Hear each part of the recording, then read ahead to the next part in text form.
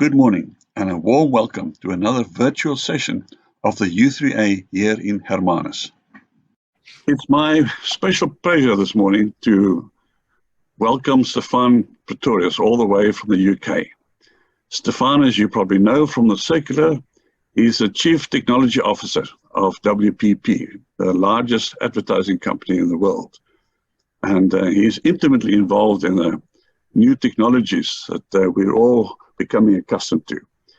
Stephan, yours is a very special presentation because of what you do in your life, but also what you've experienced recently. And because of that, we're really looking forward to this. And thank you for the time you've taken, and we're looking forward to your presentation. Thank you, Gab. Thank you very much for the kind words. Yes, and for those of you who haven't made the connection, I'm intimately connected to Hermanus.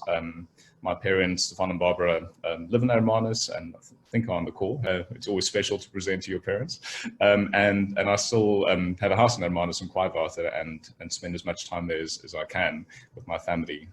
So very, very special for me to be speaking to you today, and I can sort of teleport to Kwaaiwater as I'm speaking to you mentally. So a couple of words just about WPP, so you have the context for where I'm talking to you from. As Scott said, WPP is the largest marketing services firm in the world. We do about $15 billion of revenue across all markets from the US to Europe and China. And it's a fascinating industry because it really has matured enormously from the sort of the Mad Men years of the 1960s to an industry that looks a lot more like a consulting, technology and professional services industry than it maybe was a couple of decades ago. And so broadly, WPP covers everything from creative ideation to campaign management to the making of advertising and communications assets, to media buying and planning, distributing content and ads on various paid media channels, including public relations as well as brand consulting. So really the entire gamut of marketing services. The WPP is effectively a holding company. There's an odd backstory that it effectively was a sort of a shelf company that was called Wire and Plastic Products that our founder acquired about 35 years ago. The name stuck, and while we don't call ourselves Wire and Plastic Products, it was a shopping trolley company. The name is stuck. So the holding company is called WPP. We are probably better known for the brands that sit within WPP, and some of the most illustrious advertising agencies, of the recent decades are part of our network. Ogilvy, Wunderman Thompson, VMLY&R, AKQA, and then the whole Group M media industry category, Mindshare, Mediacom, etc. So my role in WPP, I work at the holding company level, is to set the technology strategy for the entire group, and to effectively work with our product teams to drive internal innovation, but also to deliver solutions for our clients. And so I spend probably half my time largely in digital transformation consulting projects with our largest clients across the world. It's been a delight not to have to travel as much as I was before COVID, but my typical month would involve about 3 weeks of international travel from sort of Beijing to Seattle and everything in between. Our largest clients are, in no particular order, companies like Ford, Unilever, Google, Dell, Microsoft, etc. And we really have an incredibly wide range of different categories that we need to serve, all the way from companies who sell products in retail outlets and online marketplaces, all the way through to digital pure plays and service companies. So it's a nice broad sort of remit, and as my parents would know, I'm sort of genetically engineered for that because I have a short attention span, and it's really I'm blessed to be in a job that I really find stimulating and a lot of fun to do. So I'm not going to talk to you more about WPP today because I think it's sort of just becomes a bit of a sort of a credentials presentation. What I'd rather like to talk to you about is what COVID has sort of brought to life for me and brought to the fore for me in many different spheres, in terms of how we work, in terms of my personal life, but also in terms of a real sort of sense of increased self-awareness about what really matters in life. And so, this is not exactly, I think, the presentation that Gert was expecting from a chief technology officer.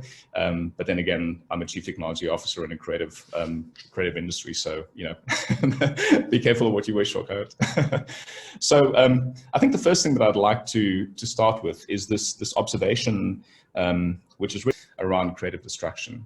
And so many of you will know that Schumpeter wrote prolifically about capitalism, and he wrote a paper in the 1940s, or it was a chapter in a book, where he described this process of innovation and destruction that happens in capitalism. And essentially he set that up as the kind of the central tenet of progress in capitalism.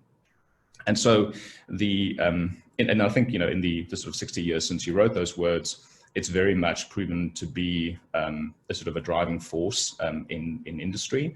And in many ways, technology has been the facilitator of that creative destruction through various phases of innovation. But the point I want to make here, and this is really the context for COVID, is that creative destruction accelerates in a crisis. So whenever you have a major economic crisis, particularly a recession, the things that did well before do better, and the things that were marginal or in decline faster and fail faster. And in fact, that phenomenon is not just prevalent in business; it's also something that happens in society. And so, if you read Simon Schama about what's happened, or COVID and sort of tracking pandemics over the ages, he sort of points out that every single pandemic over history has exacerbated social inequality. It hasn't improved it; it's exacerbated social inequality, because the people that have means and savings and healthcare and infrastructure are largely more insulated from pandemics than people who live marginal lives, who work day to day, mouth to mouth, etc. So this theme of creative destruction and the fact that it accelerates in a crisis is really sort of what pulls through almost everything that I'm going to talk about today, because none of what I'm going to show you or talk about was kickstarted only in COVID. These are things that happened or were in development and were happening before COVID, but started just getting much better adopted and much more prevalent in society.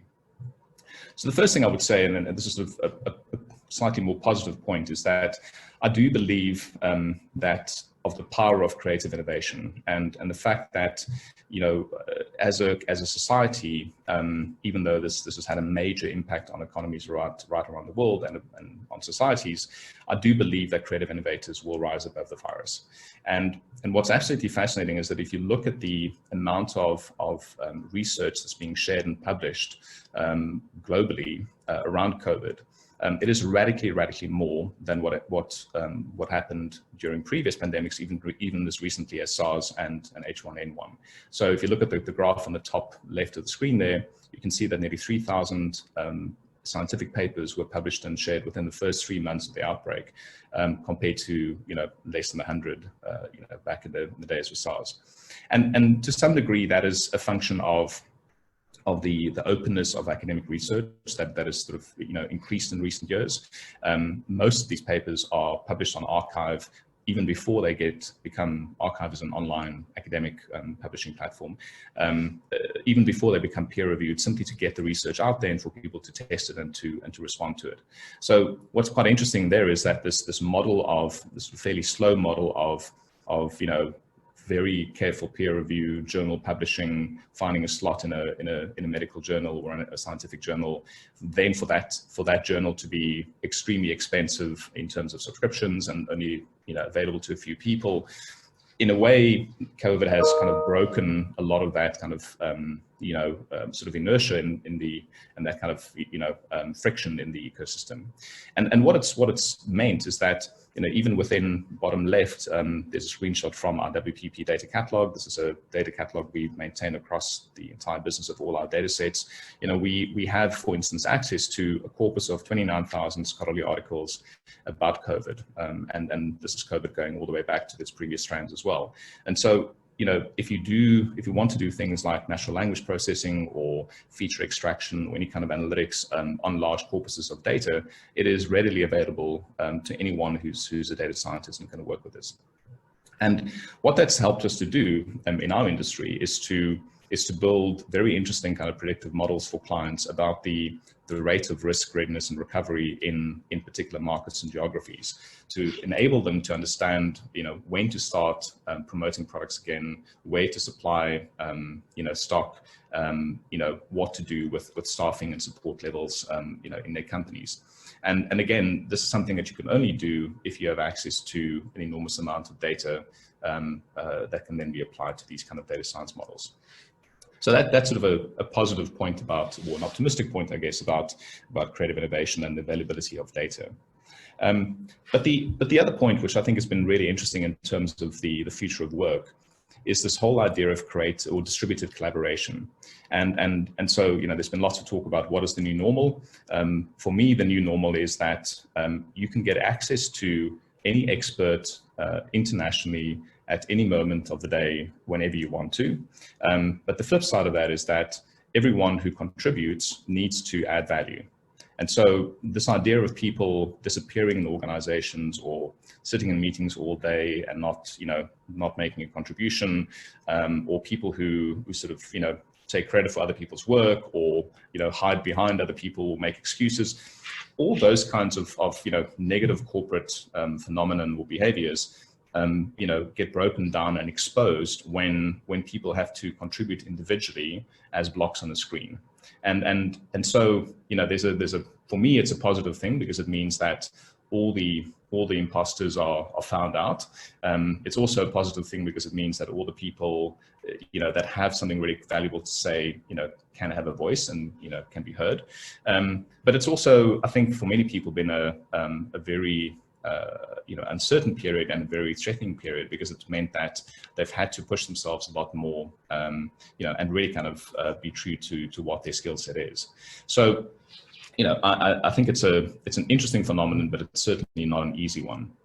The other point is that, you can collaborate, and Kat was saying there are a number of organizations that are running sessions like this and Zoom conferences around Hermanus, but you can actually work very well remotely and actually collaborate on work, I would argue, in a better way than we did before. So if you think about the process of running workshops, collaborative workshops, it's very convenient. The normal process is that you get a bunch of people into a room, you have a facilitator, you've got a framework that you work the workshop through.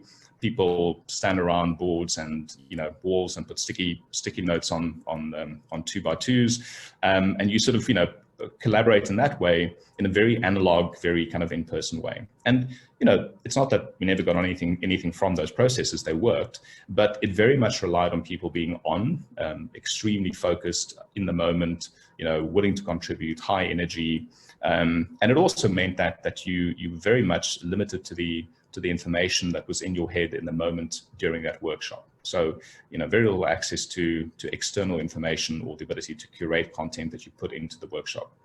On the right of the screen, you see a screenshot from a platform called Miro that we use extensively now across WPP. It's integrated into our Office 365 suite as well. And what Miro allows you to do is to effectively create these digital canvases where you can do workshops. And so you collaborate on, you've got your team on video on part of the screen, you've got mood boards, you've got digital assets, videos, images, frameworks, and even virtual sticky notes as a way to kind of to pull the construct forward. But what's interesting about Miro is not only that it allows you to kind of have more richer variety of content to work with in your workshop. It also means that people can work slightly asynchronously on these things. And so normally, because no one can sit in front of a Zoom screen for an entire day, what we do is that we have a kickoff on the Miro board. The board stays up and available for everyone to access.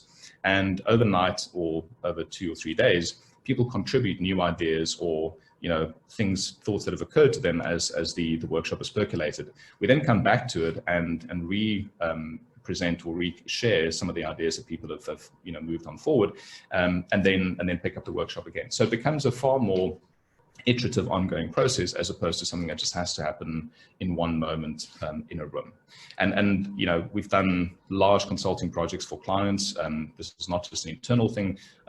Even as recently, an example where we're busy with a large consulting project for Standard Bank, where we have people from Spain and from the UK and in South Africa working with the clients in Standard Bank, as if they're in the same room, as if they are, part of one team, all enabled by this technology.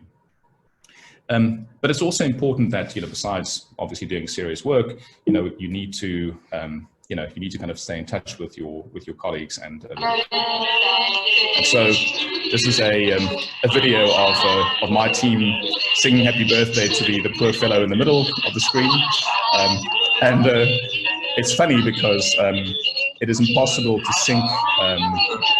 It's impossible to sync videos across 9 different screens. We found out. Not even Zoom does that.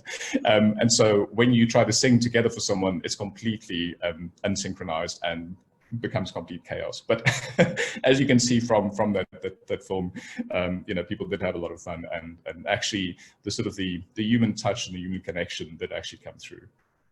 But more seriously, again, I think like in many industries, we have some very complex workflows in our business. And going into COVID, we sort of had to think quite carefully about how are we going to deliver this work, when everyone is effectively working from their apartments or their kitchens, when previously we had sort of the privilege of having meeting spaces, collaborative spaces, studios, etc. This is a diagram of a creative workflow process, which is effectively the process for how we come up with an idea, in this case for a film. So you start on the top left with a kind of concept and pre-production process, collaborate, which previously would be a meeting with, cross on some coffee with the client, with the creative people, with the production people in a room. And so, that would be step one. You then have to go and do a shoot where you shoot certain assets, photographs or video, record music, etc. That used to happen either on site or in studios. And in fact, a lot of the creative industry actually, relies on places like Cape Town for that. Cape Town is a favorite destination for the creative production industry. Cape Town has wonderful sets and, backdrops. You can go from something that looks like California to something that looks like the Schwarzwald to something that looks like, the desert, all in one, sort of one geographic region. So that was very much location-based, the production, the shoot process. We then have a process of doing post-production and VFX, which is where we add, effects and coloring and edit and so on. And then there's a whole process of versioning and transcreation where we take the assets we make, the videos, the photographs, and we adapt them for different channels. So different broadcasters, online digital channels, etc. And sort of all of this is tied together by people that that organize this whole workflow, that project manage the entire process. And as you can imagine, there are many stakeholders involved, from the people who have to make the work to the clients who are commissioning the work, etc. Now, how do you translate that, or how do you take that entire process and do it when everyone's sitting in their kitchens? And this was not a question of well, let's try it. This is a question of, if we can't pull it off, we can't work. If we can't work remotely in a distributed way to address a workflow like this, we don't have a business in 3 months' time. I mean, it was absolutely do or die, right? And what was lucky, again, to Shumbit's point, is that a lot of the technologies that we needed to use in order to pull this off already existed or were already in early adoption in parts of our business.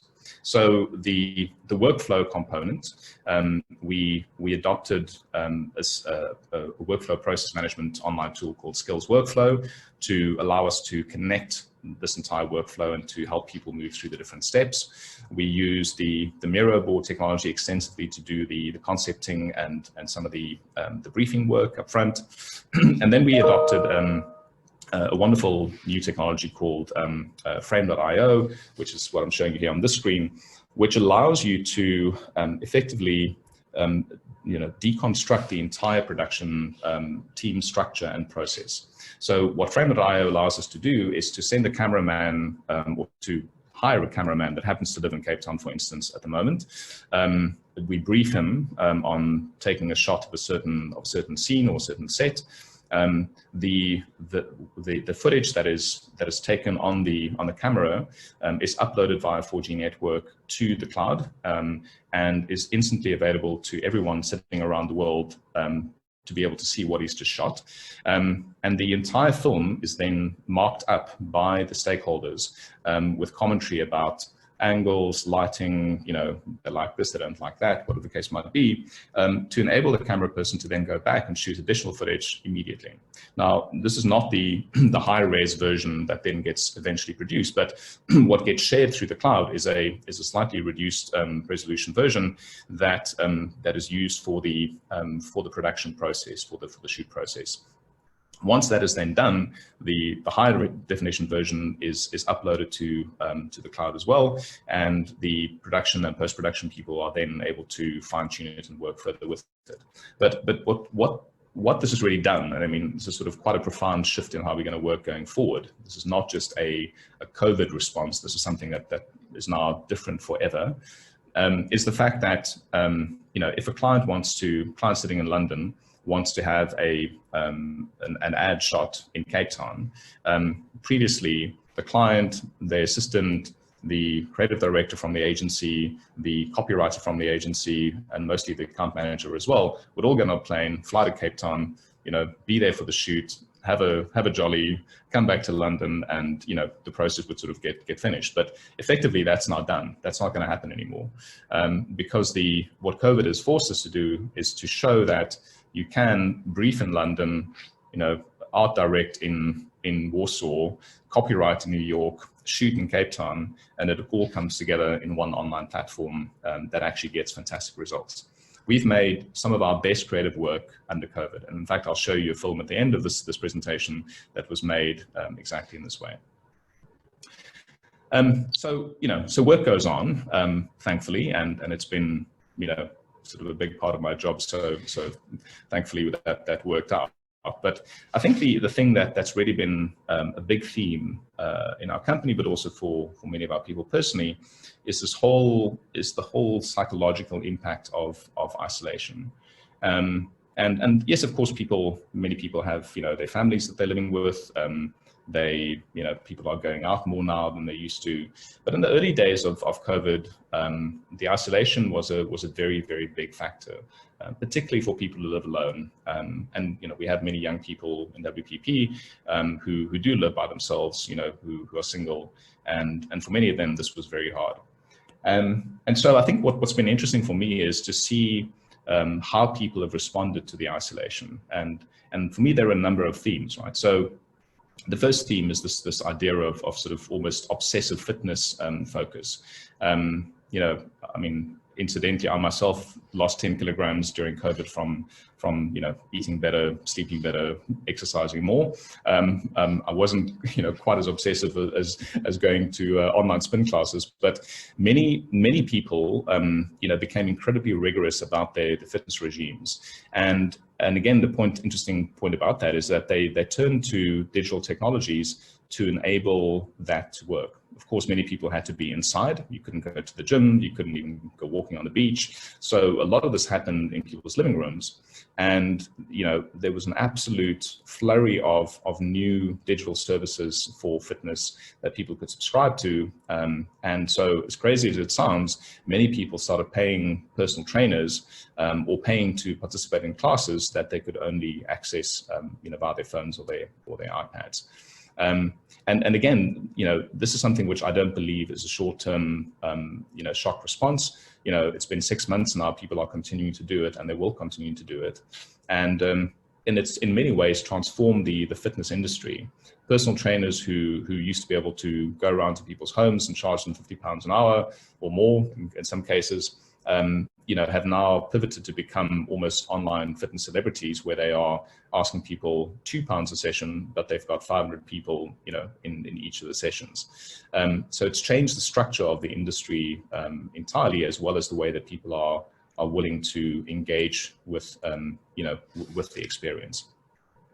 The other element, which I think has been really interesting, is this real focus on mental health, and again, you can understand why that's the case.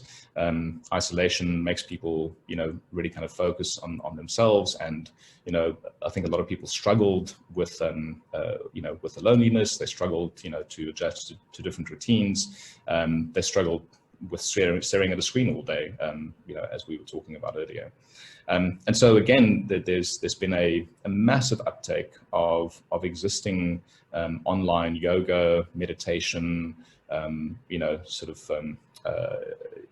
mindfulness, guided mindfulness applications and content online. And again, none of that would have been possible without the pervasive ability of, or availability of bandwidth, mobile connectivity, and digital devices. Slightly more, on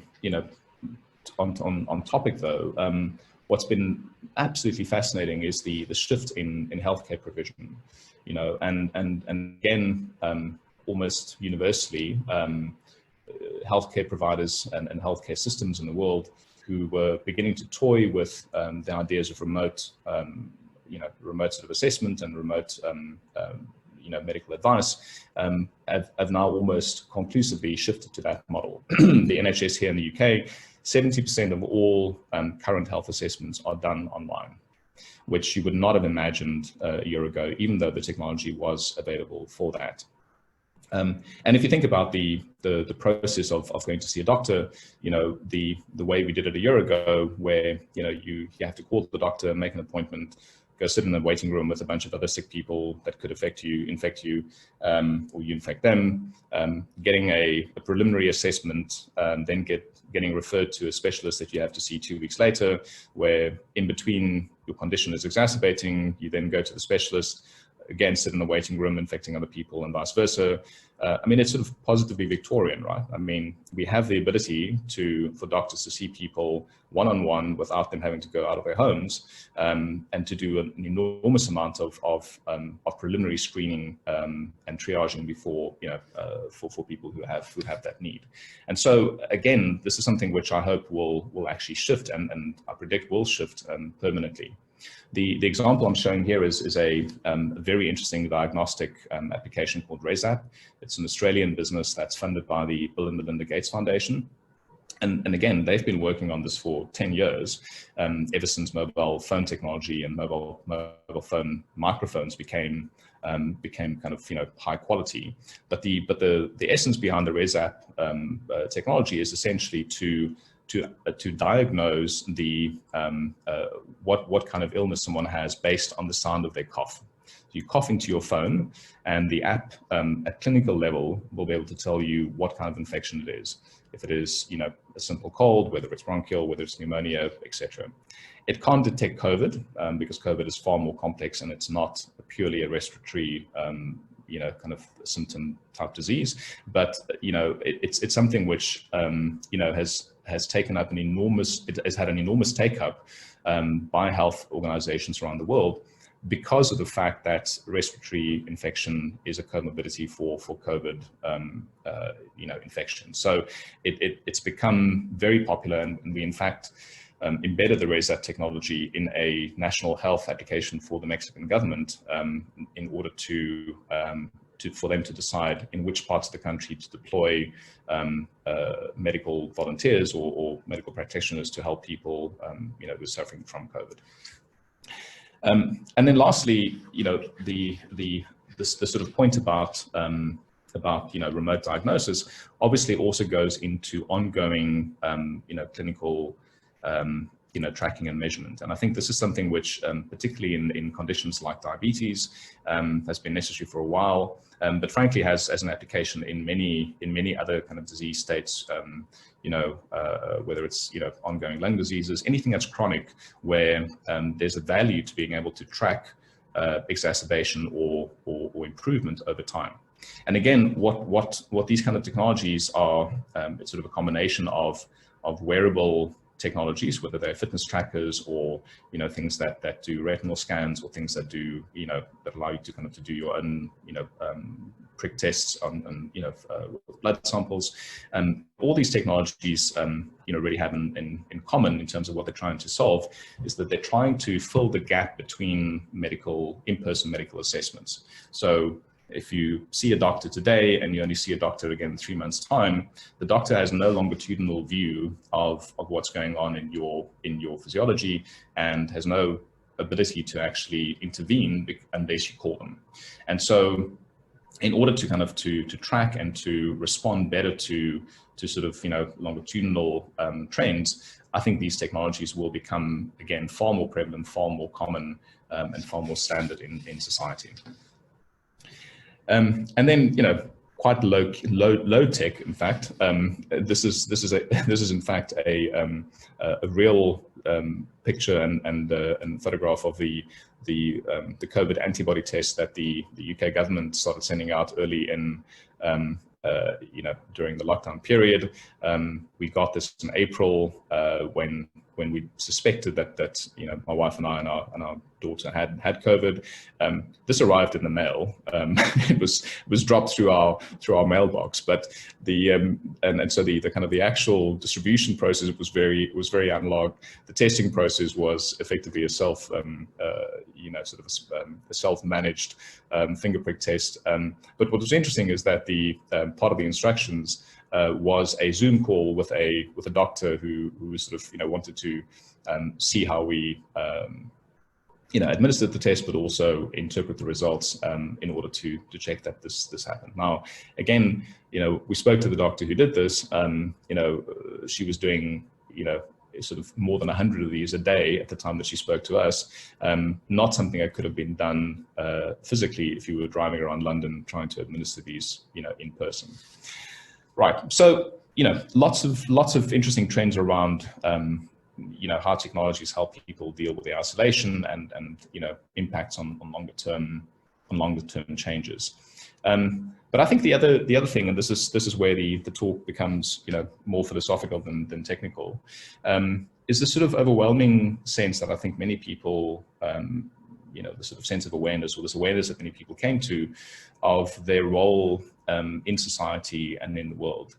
And for me, there was this very, very strong reminder of the fact that everything is connected. And this is in a very literal way, the fact that the pandemic is the result of cross-species transmission between bats, pangolins, humans, everything, all the horror stories we've all read about the wet markets in China, etc. The reason why this pandemic or this virus has flourished is because of the actual literal connectivity between animals and humans in nature. But in a far more philosophical sense, the sort of sense that we are who we are through other people, but we are also who we are because of our role in nature and in the world. And so, and this is not, I've tried to not make it, purely personal and sort of subjective. I think many people have sort of heightened sense of social responsibility towards, climate change, towards, equality in society, as a result of the shock of the COVID pandemic. And so, in terms of nature, I experienced this personally very, very poignantly when lockdown happened, or just before lockdown happened, in fact, and our children's schools closed here in London. We decided on a whim to go up to the Lake District for a short break. And 2 days into our break there, the UK lockdown was announced. And so, we sort of toyed with the idea of, do we just simply stay where we are? Do we come back to London and risk getting, stopped by the police and being the subject of a Dominic Cummings type public lynching? So we decided to stay where we were. And we eventually spent the entire month in the Lake District. Now, for those of you who know the Lake District, it's a little bit like sort of the the sort of the garden route, just kind of wetter, and I guess sort of slightly less spectacular. But we had an absolutely wonderful month in terms of weather, and as we were there, spring started coming out, and basically our neighbours were sheep and sort of stone walls. So we were isolated as a family, which was great. But we managed to go for walks, and we were allowed to go for walks in the local mountains, and did this every day, and on weekends, very long walks. And it was an incredibly restorative period, and frankly, I think helped all of us, the children included, to sort of deal psychologically with the everything that was happening. The fact that they weren't in school, the fact that my eldest daughter wasn't going to write her final exams, the fact that we were sort of in this strange Zoom routine. Being able to go for a long walk in the hills every day was an enormous elixir, and was an enormous kind of positively experience.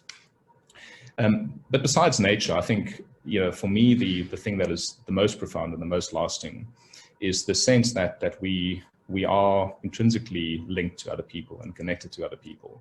And I was reminded, very early on in the process of a quote that by John Perry Barlow that effectively talks to that point. And John Perry Barlow made this comment more than 30 years ago, that evil is that which separates. And it's a profound statement, because in the context of this talk, because John Perry Barlow was one of the early engineers of the internet. He was one of the, alongside the people who now are famous for for developing the internet, not Al Gore. He was one of the people who philosophically and sort of academically thought about what the internet should look like and how it should work. And John Perry Barlow was an absolutely fascinating character. I met him in South Africa in the early 90s when I was working at Mnet. He came out to do a talk to a bunch of sort of internet entrepreneurs in Johannesburg. But he, besides being kind of an internet architect, he was also the sort of a lyric writer for the Grateful Dead. So really fascinating character. And if you wondered who he is, he's the one with the big belt buckle and the beard in the middle there. On the right, we have Bill Gates. On the left, we have Esther Dyson. I do not know who the person in the jacket is. I've not been able to figure that out. Esther Dyson is, in fact, was also one of the kind of early internet entrepreneurs and investors. She was on the WPP board for many years, and of course, Bill Gates. Everyone knows him, but it's been interesting to see how prominent he's become as a scientific thinker and as a sort of a force for good in society through his foundation and a lot of the work that he does. But to get back to the quote, I think this idea of evil is that which separates, for me, is absolutely profound. What's happening in the US at the moment politically is incredibly disturbing to me, and it comes from separation. It comes from polarization. It comes from people not being able to see the other for what they are. It comes from fear of the other, and so, in a very profound sense, I do believe that Trump is evil, and I do believe that the politics in America, is at a crisis point. And I think if there's anything positive that we can take out of the COVID pandemic and the experience of it, is the fact that societies work better, people understand each other better, we feel healthier, we feel more enriched when we connect with other people, and that is an absolutely fundamental takeaway for me from this process. So I'm going to play out, well, I've got two more comments. To bring it all back to the starting point, during all this this sort of fitness focus that everyone had, I myself went out and bought an iWatch to track my fitness progress, and it's sort of a fairly normal, kind of connected wearable experience. It's sort of exciting initially, and then becomes less exciting. But in the process of playing with my new iWatch, I discovered this absolutely wonderful wonderful feature, which isn't well publicized and it's not really well known. I kind of completely stumbled across it, but it's this fantastic feature where if you have an iWatch and you have a friend who also has an iWatch, you can send your heartbeat to your friend. And so you go into the messaging app on your iWatch, you put your two fingers on the screen, it records your heartbeat, and it sends your heartbeat to your friend. And for me, that was just one of the most beautiful, and the most empathetic kind of technology designs. I mean, who would come up with that, right? Only Apple. But it's and really in this context of being able to touch someone or to feel their heartbeat remotely, mediated through technology. And so with that, I'm going to play out with a film, which is an ad that we made during COVID for one of our clients. The video quality might not work perfectly over Zoom, so Gert, I will send you the full film on Vimeo, so you can distribute the link to everyone. They can watch it separately. But let's see how it goes. This is a love letter to normal life.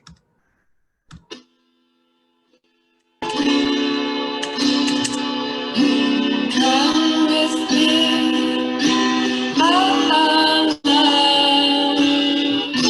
to the sea of light. I want to tell you how much I love you.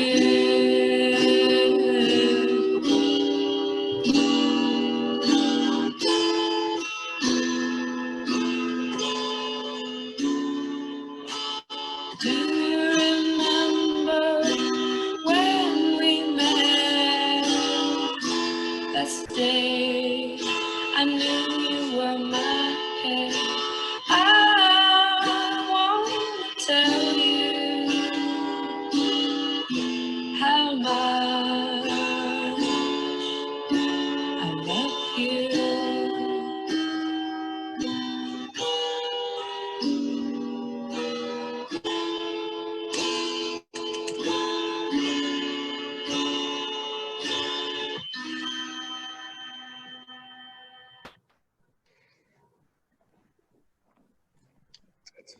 Thank you very much, Stephan. That was amazing.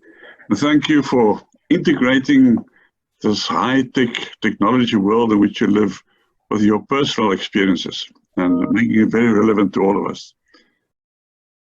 There we go. I'll make a few comments, please. First of all, about the software you were showing in the beginning, how you've been able to interconnect. I imagine there's a tremendous amount of development in the software world to facilitate these conferences. I mean, Zoom is only one.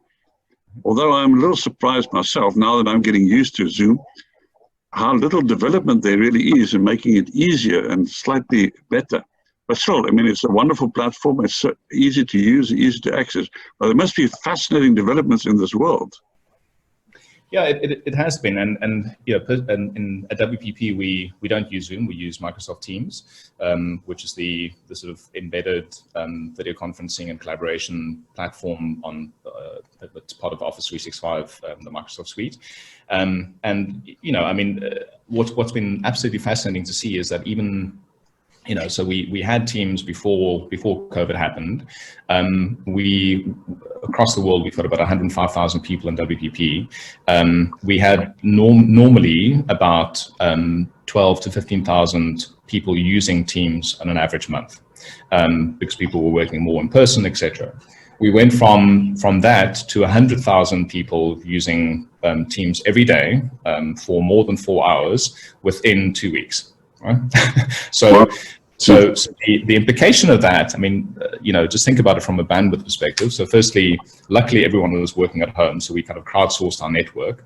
If everyone was in the office, we would not have enough bandwidth in the office to do that. But think about it from a Microsoft perspective. So Scott Guthrie, who runs Cloud and Enterprise at Microsoft, told me the other day that in the first 2 weeks of lockdown, as we were doing that ramp up, Microsoft globally, for all their clients, added 10 million additional computer cores in their cloud. Now, to put that in perspective, I mean, one computer core runs a normal normal kind of high-powered laptop, right? So you would roughly, I mean, I'm sort of, simplifying it down, but so it's effectively deploying 10 million additional laptops in their cloud data centers around the world. They cleaned out all 3 months of their warehouse supply, the kind of the additional supply for data warehouse expansion in 2 weeks. And then of course all kinds of supply chain problems with getting more service from China, etc. Right? So the explosion in cloud computing as a result of Teams and collaboration software like Zoom has been absolutely phenomenal. And at the same time, then they've also added an enormous amount of new features almost weekly in order to kind of benefit from that, from the increased usage. So Teams went from a place where you initially only had four videos at the same time on the screen to today you can have 50.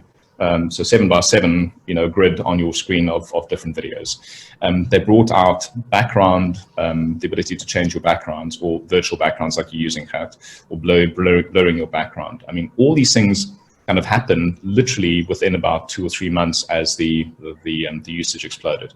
But you're right. I mean, these things are. I mean, they're still a little bit clunky. I think Google has probably been the one that has done least well out of this. Google have a number of very good products. They've got Hangouts, they've got Meets, they've got all kinds of things. Their problem is they've got too many products. They've got 4 or 5 different products that are too confusing for consumers to understand. Why would you use Meets versus Chat versus Hangouts? I mean, they've kind of missed the boat in terms of enterprise adoption. Yeah, it's been absolutely fascinating to see. And frankly, we have a bit of a problem now because as people are coming back into the office, when you have half your workforce working from home and half your workforce in the office, everyone who's in the office wants to video conference with the people that are at home. And so, we literally have to almost 10x our bandwidth in all our offices in order to accommodate that change in behavior. I mean, it's not uncomplicated. It's amazing. So even if you come to the office, you're almost forced to remain on Zoom. You cannot, or whatever the system is. Yeah, well, I mean that's really kind of the practical problem that we have now, because the official guidance is that offices should not be more than 20% occupied. So we have 1 million square foot of office space here on the South Bank, but it's 20% occupied, which means that everyone else is still sitting in their homes, on their home bandwidth, and the people that are in the office need to work with them. So it's sort of a really unsatisfactory kind of in between place where we are now. Stephan, can I ask you about self-diagnosis and the impact on the health system? Yeah. It seems to me, however, that the formal medical infrastructure, the legislation and the bureaucracy has not caught up with these new possibilities, and they limit many of these things that could be done from home. I think that's right, Gert, and I think a lot of it's got to do with medical device, approval. People who bring up new technologies that need to go through a kind of a testing and approval process. I mean, that's fine, but some of it has also got to do with health insurance. Being able to claim for remote consultations and things like that. I've got to say, in the UK, the companies have actually been pretty good with that, but I have heard that in other markets it's actually a real significant problem. So you can't get a referral from a GP to a specialist if it's not been an in-person, consultation, nonsense like that. But I think it's a temporary issue. I think it's a sort of a transitionary phase. One more question, philosophical question. Do you think electronics can really replace the human interaction, the physical human interaction? No, clearly not. I mean, I'm in fact, I'm a bit of a Luddite at home. I mean, I like physical things. I like physical music. I've never thrown my CDs away. But to your point more precisely, I think there is something unmistakably different in an interpersonal, interaction than a Zoom interaction. I mean, even high definition video, doesn't matter how big it is, how good the sound quality is, there's something about being able to, all the other senses that you have in terms of, sensing of people's presence, seeing them in a room, sort of feeling their energy levels, I mean, I guess there's sort of subconscious things like smell, etc., in touch, in place as well. There's nothing that can replace, in-person communication and connection. And I think that was sort of a big part of my, sort of the end of my talk, is that, even though we are hyper connected and we can work remotely and we can collaborate remotely, there's something very, very, very fundamentally missing in the way that we are interacting with each other at the moment. Gert, could I come in here? Yes, please, Robin. I would like to raise a major concern I have in terms of the effect on individuals of the phenomena that you've been describing. In my observation, and even in some of the shots that you showed us, the individuals are retreating into a state of negative self-absorption. And I've observed that with many of my offspring's friends who have been locked down for the last 6 months. And it seems to be a possibility that the negative aspects of the technology, which we're already seeing in cell phones, I mean, those images that are supposed to be funny of 4 girls sitting at a table, each reading her own cell phone while the waiter hovers around, those are actually deeply disturbing to me, because they indicate not the acceleration of contact through technology, but the actual loss of contact through technology. Do you think there are real dangers of this affecting the mental health of large numbers of people? No, Robin, clearly, and I think everyone who has, who's had children or grandchildren and have sort of seen the way that they adopt, particularly mobile technology, has sort of worried about that and has been kind of deeply concerned about where it will all kind of end for them. And I'm, I think the point I was trying to make in terms of so COVID accelerates isolation, or it accelerated isolation because of, people were forced to be physically, kind of alone or, not connected to other people. And so, they've used technology in order to try and reconnect, or to try and, connect with, whatever fitness classes, etc. Right.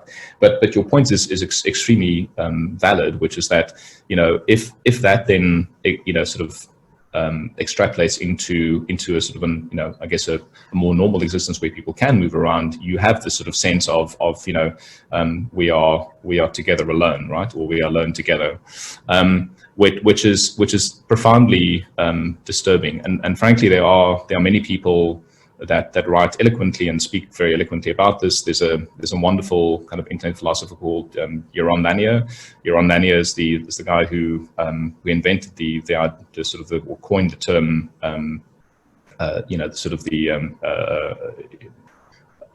virtual reality was was his kind of main contribution in terms of internet technology. But Yaron recently wrote a book called 10 Reasons Why You Should Delete All Your Social Media Platform Accounts Immediately. And it's a sort of it's a manifesto book about the negative impact of social media and a lot of the sort of retreating into people's selves that you just spoke about. The other way to think about it, though, is that if you look at the way that teenagers communicate and connect with each other, there are some platforms that I would say have a negative impact, but there are some that are actually very positive. I don't know if we could connect with our families in a better way than the WhatsApp groups that many of us have. I speak more to my sisters and my parents on WhatsApp than I ever did on the phone, or ever do on Zoom. And I think that's something that's positive. I don't think things like WhatsApp are about retreating into ourselves. It is about connecting with people that are special to you and that you care about. So I think the trick, Robin, is maybe that we need a new form of, or new way of education, and a new way of helping children to self-regulate through the adoption of these technologies, because ultimately you do see them normalize. My daughter, when she studies for exams, deletes Snapchat and and WhatsApp and everything else from a phone, so that she sort of can focus on her work and not be distracted. I think I do see a sort of a trend where people who are, I guess, balanced are able to self-regulate. The risk is that people who are maybe not that balanced, or who have maybe addictive personalities, find it extremely difficult to do so. So I don't know where it's all gonna end up. I mean, these technologies grow in terms of adoption and sort of in popularity faster than anyone can imagine. I mean, just when you think you understand Instagram, then TikTok becomes the major thing in the world, right? And and there's a new sort of social phenomenon in terms of how people are expressing themselves. I don't know if it's controllable, and I think it's all about education and helping our children to with tools to self-regulate. John Bristow, you had your microphone open. You want to ask a question? Thanks for an excellent presentation. I guess the one question which flows from the start of the presentation is really how do we take this down another 2 levels to the unconnected, and the people who do live lower down the ladder, and make sure that they are also part of this sort of more privileged group that we obviously are. Yeah, I mean, I think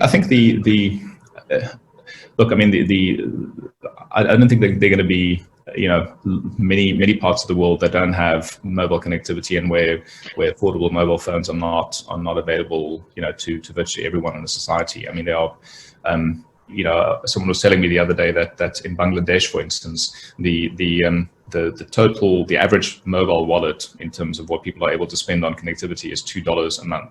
And it's $2 a month and will never be more than that. So never mind what fancy services you put on someone's phone, they'll never be able to pay for more than that, right? So, I mean, your point is well made. But I think the trick lies really in kind of providing and companies providing more low-tech versions of these technologies that maybe don't rely on high bandwidth and high video quality and retina screens, etc. There's a lot that you can do just by texting. There's an enormous amount that you can do through USSD or through very kind of low kind of low tech, as it were, mobile applications. So I think that's really where a lot of the answer lies. Bandwidth connectivity within the next 5 years will be essentially pervasive globally through low Earth orbit satellites. And I do think that there's enough international momentum to distribute technology to low income societies, because it really is a driver for economic activity and innovation. Phil, you have your microphone open. Phil? Thanks very much, Gert. Stephan, I loved your talk. Thank you.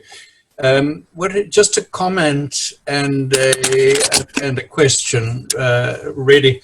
I'm a radiologist, so I've been involved with teleradiography quite a bit over the years. And that is, for everybody who doesn't know that, perhaps the transferal of images from one place, stroke country, to another to be read by somebody else. So what happens in America or England at night is that their images, their CT scans, MRs, X-rays can get read in Australia during the Australian daytime, or by us for that matter. There became issues of privacy, and it became quite an ethical problem, because once images and reports are on the internet, they are out there for everybody to see. And my concerns with remote diagnosis remain the same, that your cough, your symptoms, your COVID, your concurrent diseases are there for everybody once it's on the net. Could you comment? Yeah, I mean, look, it's I think the nature of virtually all our services today, whether it's banking, whether it's health insurance, whether it's our email, whether it's the photographs that we take. I mean, all of those things have become digitized and are being stored on some hard drive somewhere in the world, right? I mean, and many of it on public cloud services like, you know, Amazon's AWS or Microsoft Azure or Google Cloud. And the, you know, the reason in the early days of cloud computing, you know, many corporates had a very big concern about the security of their data in the cloud, and many corporates preferred to have servers in a closet in their building that they could look at the blinking lights and the wires and say, this is our stuff. This is our data is here. Right? The reality was that proved to be a very bad model for securing data, because, you know, anyone can put a sort of a flash drive in the server, download the data. Anyone could print something out from the local network and walk out with it. I mean, there were so many gaps in that from a security perspective that it actually proved out not to be. It was a kind of a false sense of security that people had about, you know, on-premise security. In terms of cloud, you know, cloud has become a big computing phenomenon because it has proven itself out to be more secure. And, you know, it's the companies like Google and Microsoft and Amazon, you know, have put so many layers of security, you know, onto their cloud platforms to prevent them from being hacked, as well as the divisions of data between different accounts. Now, you know, your point about the ethical point is maybe more different from the security point, because I think security can be addressed. Ethics are different in that, you know, if you don't know who's going to be looking at your scans or your X-rays or your, you know, if you're not being told, if you haven't given permission for a different doctor in a different country to do that, you know, that is clearly a patient relationship and ethics issue which needs to be addressed. I mean, the other angle on that is the question of, you know, what are the ethics of machines making conclusions about radiology images? And you know, as I'm sure you've read and you've sort of maybe even experienced, there are many machine learning experiments going on at the moment where machines are trained on training data sets of previous radiology, you know, sort of images to identify, issues. And there've even been these sort of like, you know, Gary Kasparov, Big Blue type sort of, you know, sort of bake-offs, you know, between radiologists and machines over an 8-hour period to see who gets, you know, who's the most accurate and these kind of things, right? I think where we are with that though is that it's really, machines can help us, can help humans assist humans in the process, and can maybe, you know, catch things that they would miss or something. But, you know, we're not at a point where anyone's kind of ready to trust the machine to make the actual diagnosis conclusively, you know, across all issues. I mean, sort of a long-winded answer to your question, but I think the key is really in patient consent and patient information, and I do think that, you know, that consent has to be expressed and it has to be explicit. I don't think, you know, you can't sort of have someone sign a piece of paper when they get admitted to hospital and say, well, you know, you signed it and there's something in fine print that says we send off your images to doctors in Australia every night, and, you know, you just have to kind of be okay with that.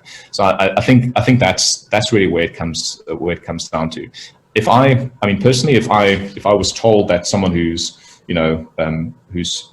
been trained properly, who's got, you know, credentials in another country, you know, who's connected to the medical system or the hospital that I'm, you know, have been admitted to, is going to help, and that's going to, you know, get us to an answer faster, I personally wouldn't have a problem with that. But, you know, I think it has to be a patient consent process. You have a follow-up comment or statement, Phil? Anybody else? I'd like to comment on one other thing, Stephan. In the early part of the moral screen that you were talking about, I learned earlier in my corporate life that if you have a meeting, well, in those days we had physical meetings, there are really two kinds of reactions when there's an issue that arrives on the boardroom table. Some people are stimulated by the interaction and they react immediately. And their best reactions are once they're stimulated. Whereas other people need time to reflect and then come up with an answer. And I think the way that you've demonstrated, you give both types of reactions an opportunity, which I think is very valuable. Yeah, no, I think that's exactly right, and you know, some of the people that are maybe more introverted, you know, often come up, you know, a day later or, you know, a couple of hours later with some really interesting informational content that, you know, they wouldn't have contributed in the room if it was purely an in-person meeting. So it is interesting how these things are benefiting different types of or modes of work as well. Yeah. Anybody else? Yeah, Pat Hart here. Just sad to see that all the people in your offices are all young, and us oldies have been left behind in the digital computer world. It's quite sad for us. Well, Pat, I mean, I don't know if you're referring to the recent comments by our CEO, or you're just making a general point, but he did get taken to task for a comment he made in our recent earnings report about that. I mean, you know, the reality is that we have a fairly standard kind of corporate pyramid in WPP, like everyone, right? So you have, you know, sort of executive layer, largely 45 plus, and then sort of, you know, as the experience decreases, you know, you have sort of more people at the you know, the lower ends of our pyramid. And so the observation that our average age is 30 is actually factually correct, but it doesn't mean that we don't have, you know, older people in our company, or, you know, people that are that are more experienced in the business. But it's you know, I mean, to be honest with you, I think advertising is a little bit of it's a kind of industry that requires, you know, its people to work very long hours, to be, you know, to do a lot of self-sacrifice in terms of how much time they spend at the office, etc.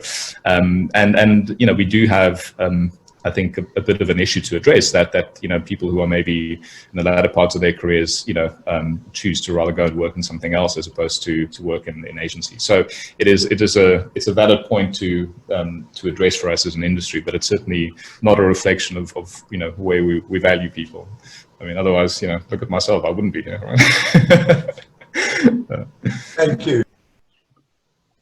I think, Pat, the pity is that many older people, some are scared to tackle the technology and experiment with it, because there are many opportunities for older people to learn and use the technology, but there's a reticence, I find. And look at the number of members we have in U3A and Hermanus, and many of them just don't want to connect to our meetings because they're scared or somehow dissatisfied or uncomfortable with the technology, which I think is a pity. It's a wonderful opportunity. Yeah, no, definitely. Yeah, it is a great pity. We're hoping that we'll get more and more actually to participate, but it's wonderful that we have those of you that we do have. And Stephan, thank you very much for addressing us from London. It's a wonderful opportunity for us to share you with Barbara and Stephan. Go well, and we hope to see you in the flesh soon. But thank you for this morning. It was very interesting. Thank you. Thanks, Kat. Absolutely, Stephan. Thank you so much. And thank you for taking the time and a fascinating presentation. No problem. And stay well. All the very best to you. Thanks, everyone. And thank you, everybody, for joining us this morning. I hope you enjoyed as much as I have.